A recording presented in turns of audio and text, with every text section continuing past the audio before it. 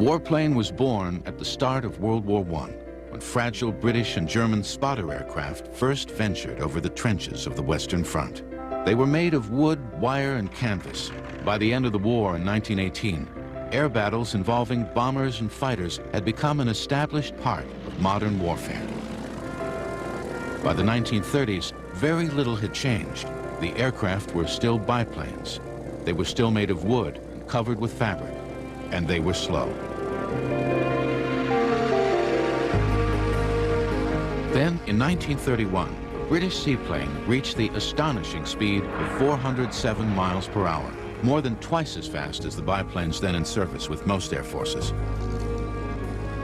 The S-6B was a streamlined metal monoplane, far ahead of its time. It was the latest in a series of racing planes created by the Supermarine Aircraft Company. Its chief designer, Reginald Mitchell, was a brilliant engineer who understood that the day of the traditional biplane was over. In 1930, the British government officially requested that its aircraft industry submit designs for a new fighter. Mitchell produced an aircraft which stuck closely to the government's request, but was little better than the biplanes it was meant to replace. Mitchell went back to the drawing board. Then, in 1933, a new sense of urgency developed. The Nazi Party was voted into power in Germany. Its leader, Adolf Hitler, began rearming his country with modern, all-metal bombers and fighters.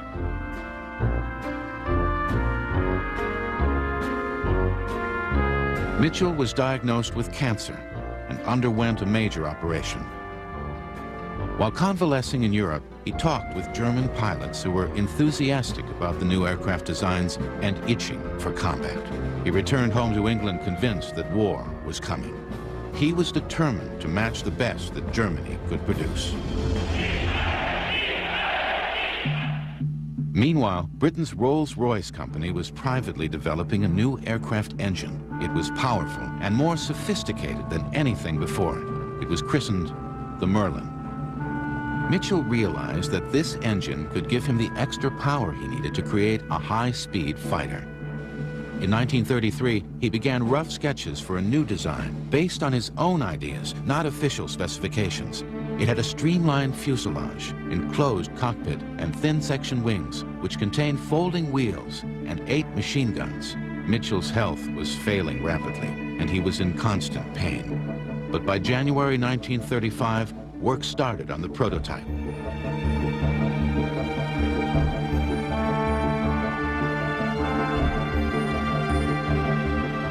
In a moment of pure inspiration, Mitchell created the gracefully curved wing shape, which would become the hallmark of the Spitfire. Where biplanes had used a web of wires to brace their wooden frame, Mitchell's machine used a stressed metal skin, riveted to metal forms. The wings were built around a laminated spar, and its many layers combined great strength with flexibility. It was a complex and brilliant design, but it would be a nightmare to mass produce.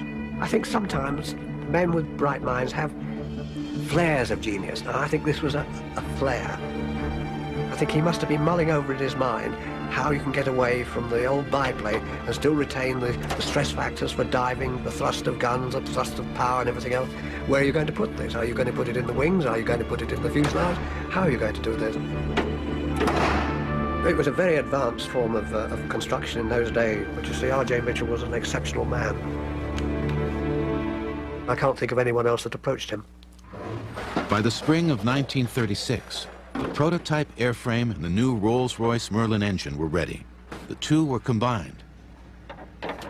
And on March 6th, the very first Spitfire, number K5054, took off. It was a strikingly beautiful and revolutionary machine, which looked more like a racer than a fighter. After its initial flights, the prototype was flown by Supermarine test pilot Jeffrey Quill. The cockpit was narrow, but not cramped. The instrument panel was tidy, symmetric, and logically laid out. At once, I felt good in that cockpit. I primed the Merlin engine carefully, and it started first time.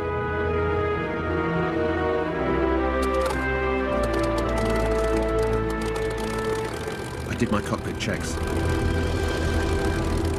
With a last look round for other aircraft, I turned into wind and opened the throttle.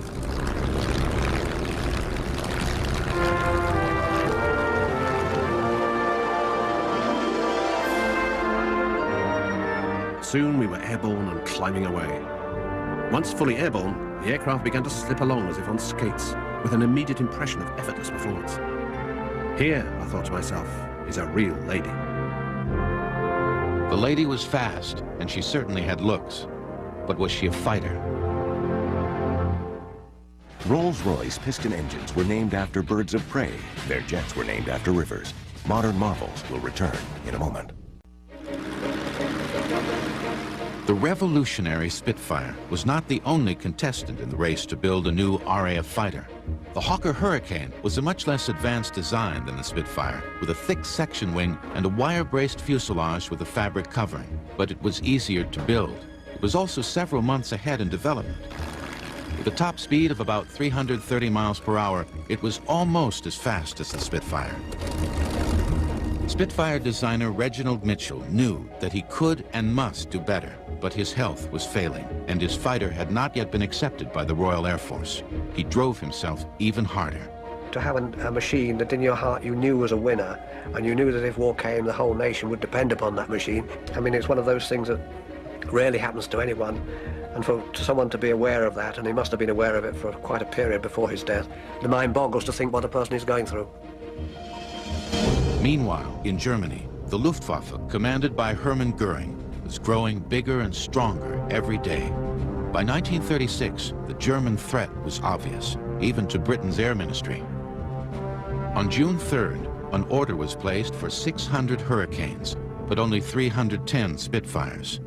Many still saw Mitchell's creation as a lightweight racing machine, fast, elegant, but not a fighter. As exhaustive testing continued, Mitchell finally lost his long fight against cancer. His death on June 11, 1937, devastated the Spitfire team. But the genius of his design still inspired them. Mitchell's deputy Joe Smith was able to keep the Spitfire dream alive, even though the work was a full year behind schedule. Britain's Air Ministry became increasingly frustrated and irritated by the delays, and there was talk of abandoning the Spitfire program altogether. Alex Henshaw was chief test pilot at Supermarine's new factory at Castle Bromwich. It was so advanced and so expensive that certainly in 1939, both Geoffrey Quill and myself said, oh no, it's a marvellous aircraft, but of course it'll never go into production. It's too difficult, too expensive. We had a contract for 300, and he said, Alex, you know, he said, I reckon this will be the end of the Spitfire.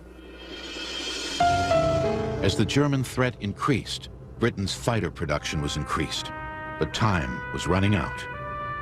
And of course the dreadful thing to people like myself was the knowledge that I had and a lot of other people had that had travelled Germany, that they're a very, very efficient fighting machine, and that we were twiddling our thumbs, wasting time, and by God did we waste those months. In 1938, Britain and France had come very close to war with Germany over German demands on Czechoslovakia. But in the case of Britain, defence was really in an appalling state. Although aircraft production was being stepped up, it was still a trickle. Without this invaluable year, the RAF would probably have gone to war with biplanes. On August 4th, 1938, the first operational Spitfire was finally delivered to an RAF station. 19 Squadron north of London became the first fighter unit to exchange its biplanes for the new Spitfires. But the arms race was now on. Germany's Luftwaffe was already re-equipping with its answer to the Spitfire, the Messerschmitt Me-109. In 1939, Alex Henshaw was invited to Germany to see the new fighters. The Germans were very conscious of their military power, and I think also very conscious that we're not a very competent lot anyway. In fact, when Major Sideman showed me the 109s, I said, well, we have the Spitfire. Oh, yes, he said, very pretty little toy, but the 109 is a fighting machine.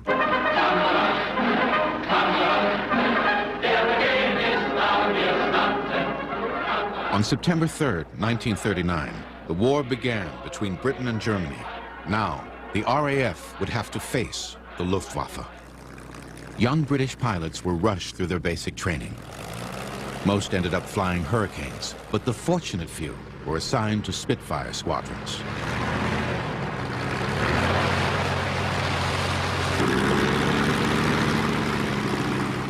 One day, a Spitfire landed on the airfield, taxied over to our hangar. We all rushed over to this thing, walked around it, stroked it, sat in it. I know I fell a bit in love with this airplane. It was beautiful. Like if you see a ship that looks as if it should sail, the Spitfire looked as if it should fly. The Spitfire as an aircraft was a thoroughbred. I think that with any airplane, if it looks right, it will fly right. And let's face it, the Spitfire is the most beautiful airplanes ever been made.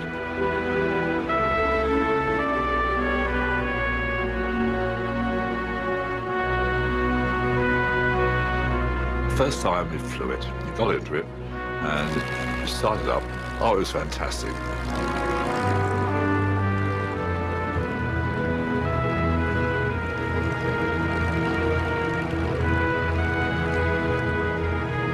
You were so excited and so young, which was probably very relevant, that it was just a thrilling experience with lots of frights.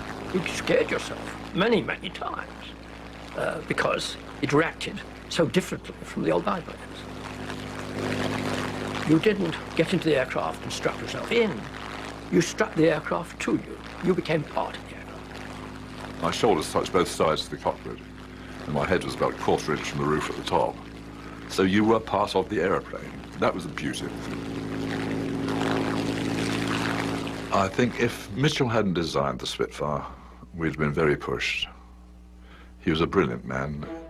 Who could visualize something as beautifully shaped as this? It didn't look as if it was meant to be a fighting machine, did it? It just looked as if it was a beautiful thing to fly, which it was. And yet it could be a lethal weapon. Mitchell's pretty little toy was about to teach the German pilots a new game.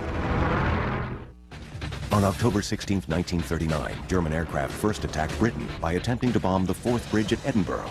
The raid was said to be an exercise for the German Luftwaffe. No damage was done, although 3 German aircraft were shot down. The Spitfire will continue in a moment.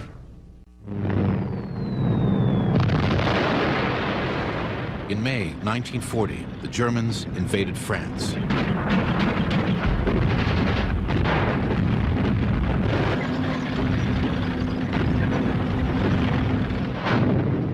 Within a month, France had fallen. Britain now stood alone. Churchill told his country, the Battle of Britain is about to begin. By July 1940, Britain's position seemed really bleak. It had always been assumed that German bombers would have to fly all the way from their bases in Germany to Britain, and the distance was too great for fighters to accompany them. Now some bombers were based scarcely more than 20 miles from the shores of Great Britain, and fighters could accompany them all the way to their targets. The battle began with dive-bombing attacks on shipping in the English Channel as Germany prepared for an invasion of England. All that stood between Britain's survival and defeat was a narrow strip of sea and young fighter command pilots like 19-year-old Dave Glaser. As far as I was concerned, we were there to stop it. If there was an invasion, we'd have a damn good go at the enemy. Soon, Britain's chain of coastal radar stations came under attack. Then, the fighter airfields. Without proper training, pilots like Bam Bamberger relied on their aircraft and on their courage. I think really survival at that stage depended more on luck than anything else. Bob Doe needed all the luck he could get.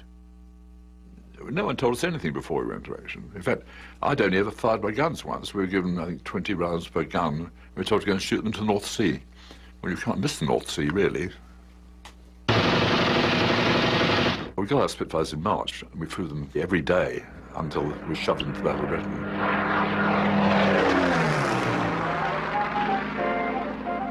That summer produced the best summer I think we'd had for ages. During that short period, I only remember one day when we couldn't fly. Good flying weather meant daily visits by the Luftwaffe.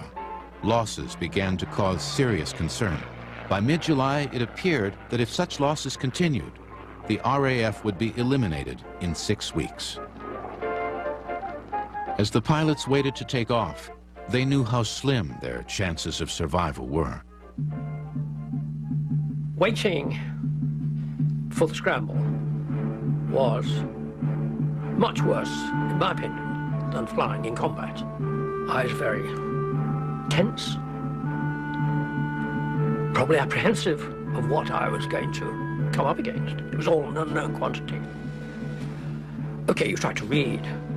Mostly, I think you tried to sleep or doze, but it was waiting. We used to play cards, or painting, drawing. A lot of them did sleeping. And then suddenly, the telephone would ring, and you'd be all alert. And it was someone saying the naffy was coming around with tea.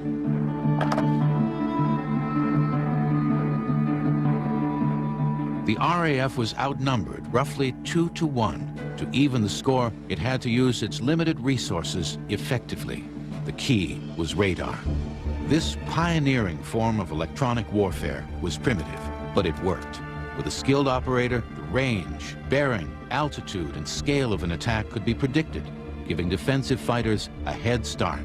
The radar stations reported to Fighter Command's headquarters at Bentley Priory, northwest of London. From here, the order to engage the enemy would pass through the sector controllers to individual fighter squadrons. 62, EP78. The chain reaction would begin. A blip on the radar screen. A telephone call to headquarters. We have 40+ bandits at Angels 1-5, Vector 1-8. A rapid assessment of the situation. A decision on which squadrons should intercept the enemy. A final phone call, and then the order. Squadron, scramble. It was almost with relief when the scramble came. The phone would ring, and we'd leap up from whatever we were doing and start running towards our aeroplanes. You were so preoccupied that at that point you hadn't time to feel apprehensive or scared. Everything now depended on speed. The squadron had to get airborne in a matter of minutes and gain height as quickly as possible to engage the enemy on equal terms. Every pilot's greatest fear was getting caught on the ground, a helpless victim of a surprise attack.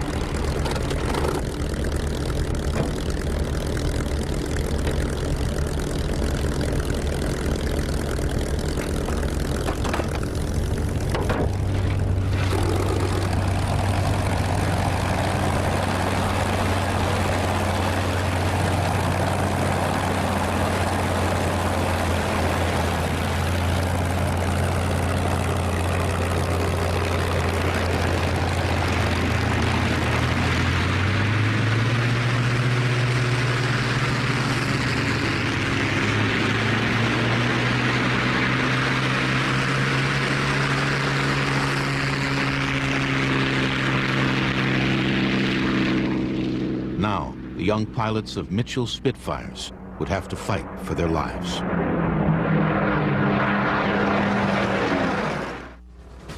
In June 1940, Hermann Goering declared, "My Luftwaffe is invincible." And now we turn to England. How long will this one last? 2, 3 weeks? The Spitfire will return in a moment. Fighter pilot. The word conveys something of the spirit that lies in our squadrons. Something young and vigorous, decisive, wanting action at once and finding its expression in the struggle going on daily over our southeastern shores. But you have not yet been let into the mind of the men who do the flying, nor shown their feelings when in the air and going into a fight. I was very frightened. I suppose it was natural to be frightened. And we did everything wrong we could possibly do wrong. We flew off in close formation, which is the most stupid thing you can do. It means the only person not formating is the leader, so there's only one person looking around. The leader looks round to see if the rest of his section are with him. One is lagging a bit, and is told briskly on the radio telephone to close up. I was probably not concentrating so much on flying a good formation. I was looking for those enemy fighters. And then they climb up to patrol height. We got up the same height that we were told the enemy were, which again is fairly stupid. You want to be above them. We proceed to troll up and down sun, which is idiotic, because half the time you can't see a blind thing behind you. The majority of pilots who were shot down during the Battle of Britain were shot down from behind and taken by surprise. So that's why you developed a rubber neck. You could turn your head through 360 degrees. Suddenly the leader sights something. Tally-ho! There they are, Jerry's. First time I saw 100+ German aircraft, I knew we were going to attack it. I thought, well, this must really be it. We just found ourselves in the middle of hundreds of aircraft. And that's when the battle started. You had to keep a jolly good watch out for the right position to bring the boys round and then in.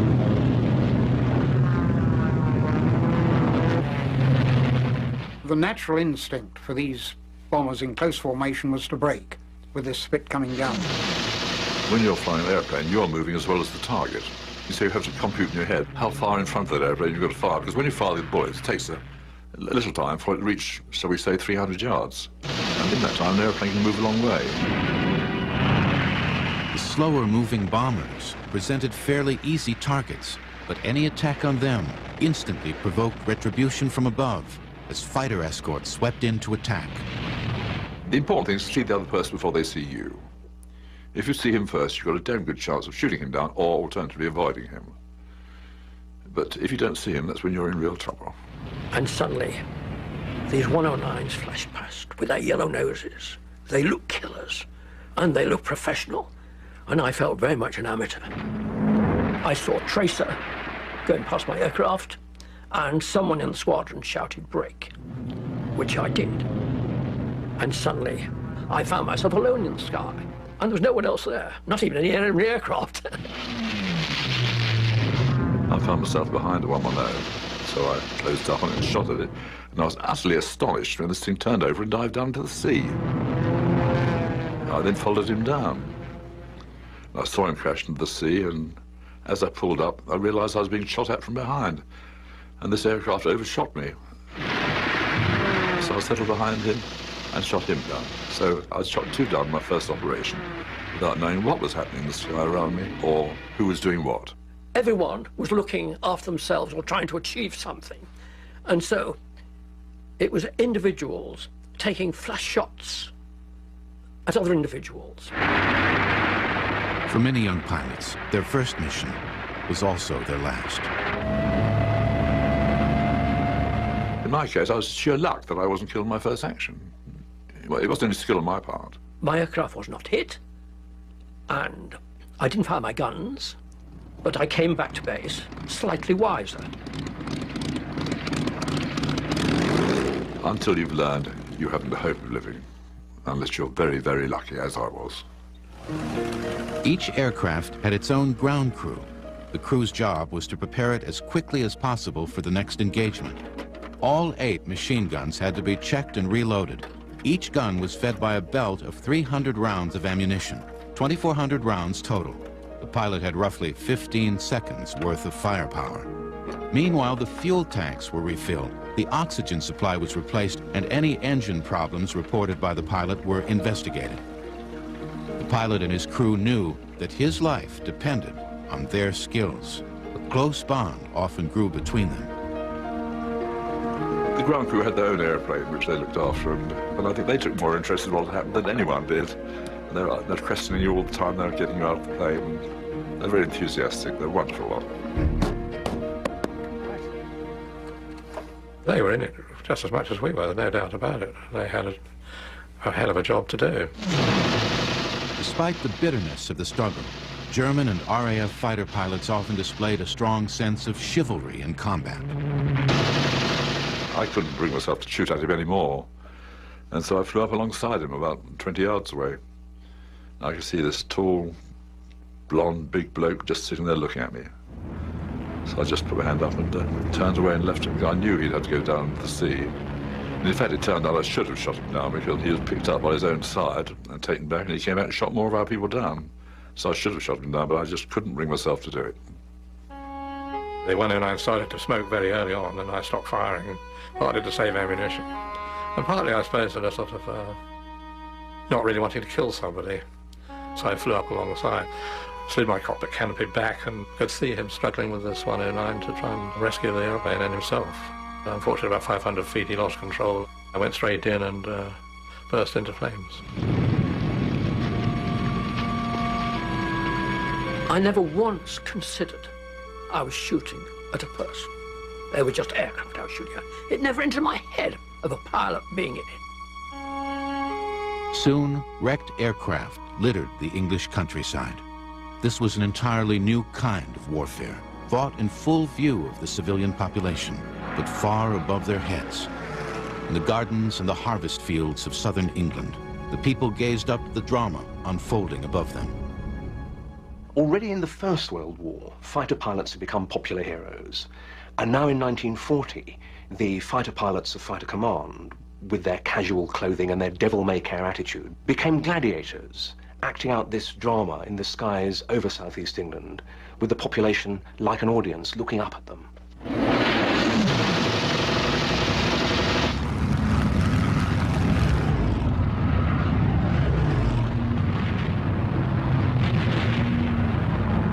The mission of the Luftwaffe pilots was to destroy the RAF and its bases at all cost.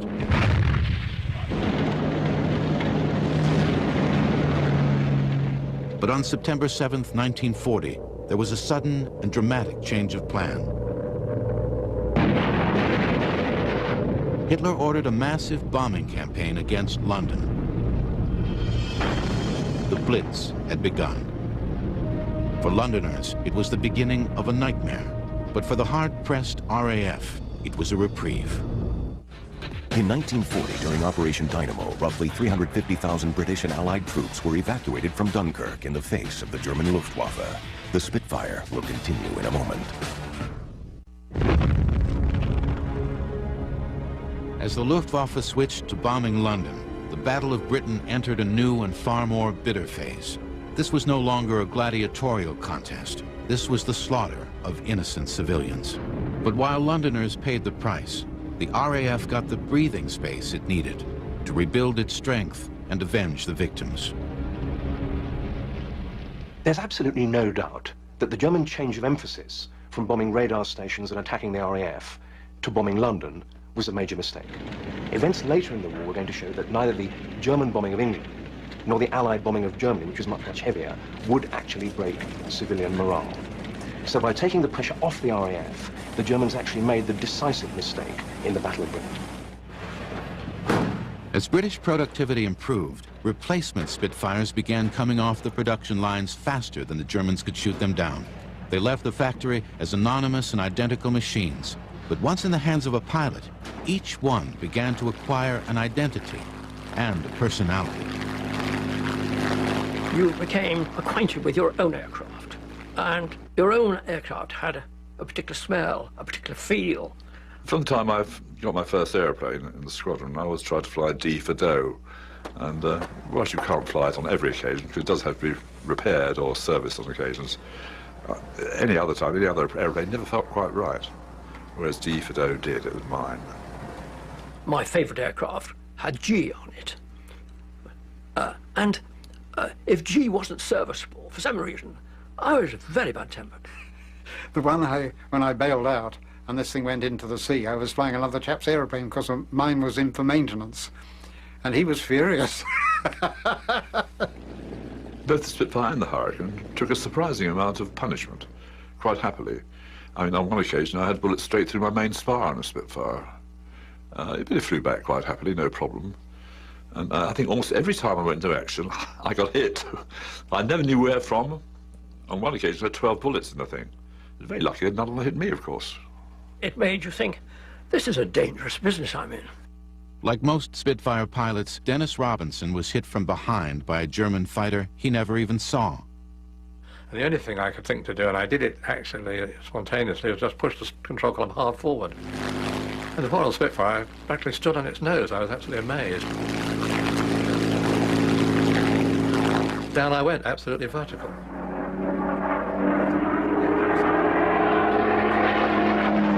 I managed to pull out in time in a steep climbing turn, hoping to see my adversary in full power. And in the middle of that, the engine stopped dead on me. Fortunately, there was another aircraft in the sky. It often happens in battle, you know, you suddenly find yourself all alone. I had a pretty good touchdown with the wheels up.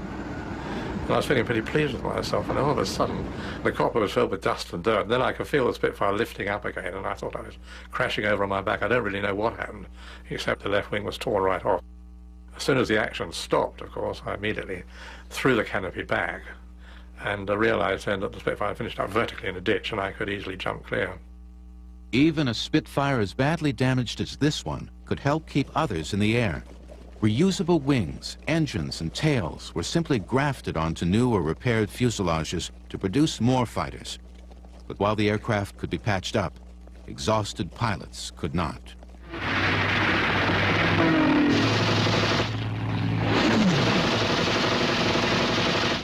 The overriding memory that I have of the Battle of Britain period is a terrible tiredness. We were on duty from half an hour before first light until half an hour after dusk. I know that if I sat down and went to sleep during that period, I don't know whether it's lack of sleep or nerves. I think it's probably a combination of the two. Your nerves are working like mad.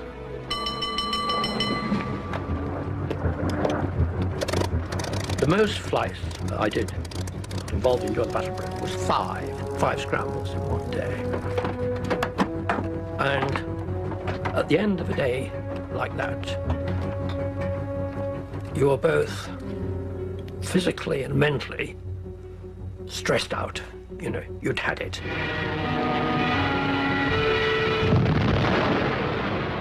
I think it was difficult to deal with because you had to deal with your own anxiety about what was going to happen, which way it would happen to you. I think we settled for the fact that there wasn't much chance of surviving it, really.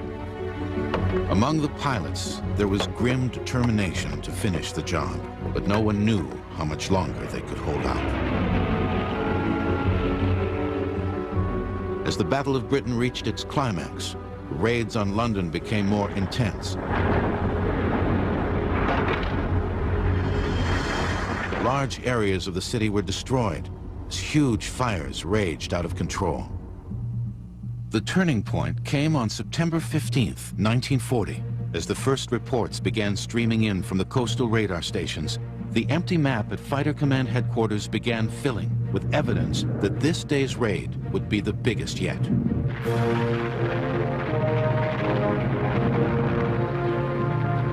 "500 German raiders headed for London. They were intercepted by more than 300 Spitfires and Hurricanes.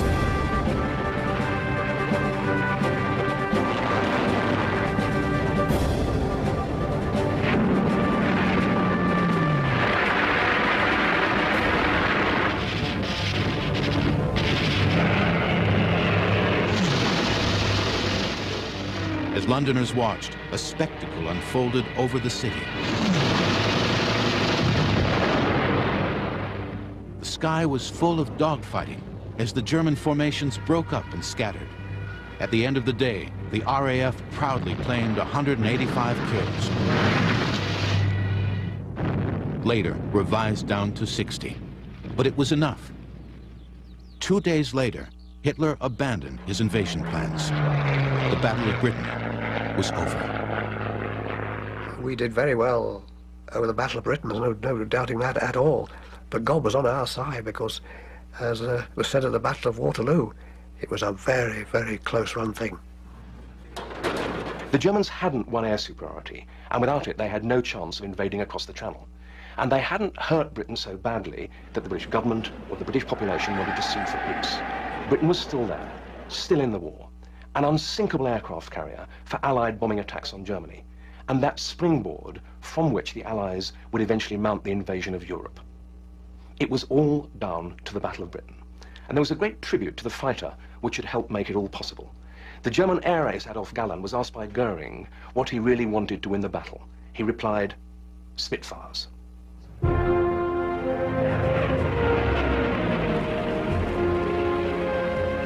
The Spitfire had steadily improved in stages throughout 6 long years of war.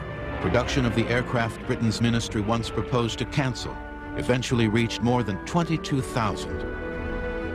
I think if Mitchell could have lived and seen this beautiful machine do all the things it did, I think he would have been very proud, as he should have been too.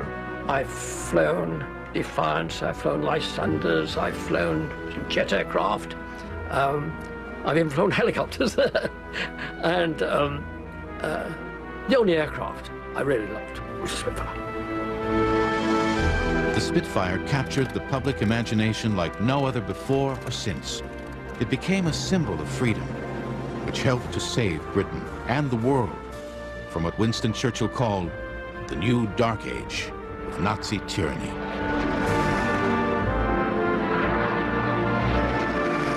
This was Churchill's final verdict on the young RAF airmen who fought the Battle of Britain. Never in the field of human conflict has so much been owed by so many to so few.